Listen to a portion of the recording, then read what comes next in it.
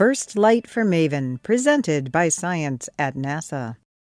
After a 10-month voyage across more than 400 million miles of space, NASA's MAVEN spacecraft reached Mars on September 21, 2014. Less than 8 hours later, science data started to flow.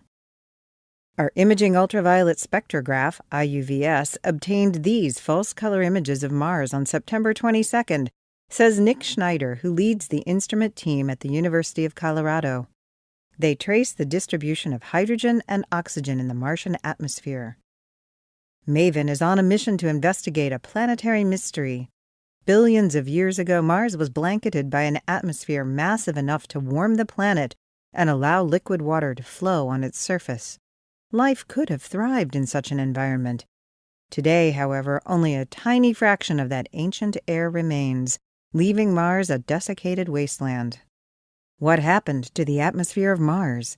MAVEN will attempt to answer the question by studying the upper atmosphere, where gaseous material could be lost to space. Schneider explains what the IUVS saw in its first look. The oxygen gas is held close to the planet by Mars' gravity, while lighter hydrogen gas expands to higher altitudes and extends past the edges of the image. These gases come from the breakdown of water vapor and carbon dioxide in Mars' atmosphere. Among researchers, a popular candidate for atmospheric loss is space weather. Eons of solar storms and the relentless buffeting of solar wind might have stripped away much of the Martian atmosphere. The IUVS might be able to see this process in action, especially in the aftermath of a CME strike.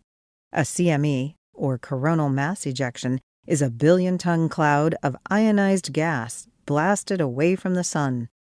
When CMEs hit Earth, they rattle our planet's magnetic field, causing auroras or northern lights, and in extreme cases, power blackouts. Unlike Earth, Mars no longer has a global magnetic field to protect it. For the most part, the Martian atmosphere is unshielded. That's why gusts of solar wind and CME strikes could strip material away. MAVEN's primary science goal is to see how the atmosphere responds to solar forcing, says Bruce Jakosky, the principal investigator for MAVEN.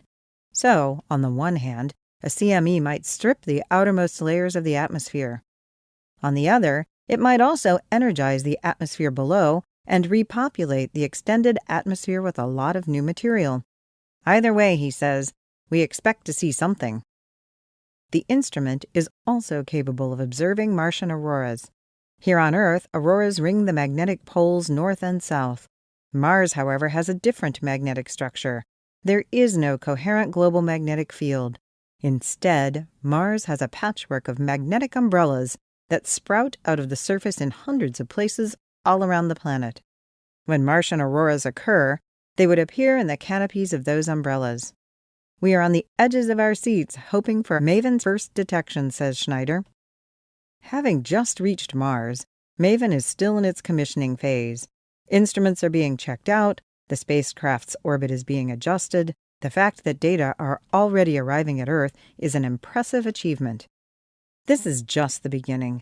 IUVS is only one of 3 instrument suites on MAVEN. The Neutral Gas and Ion Mass Spectrometer from the Goddard Space Flight Center and the Particles and Fields package from UC Berkeley will soon be making their own revelations about Mars. For more news from the Red Planet, stay tuned to science.nasa.gov.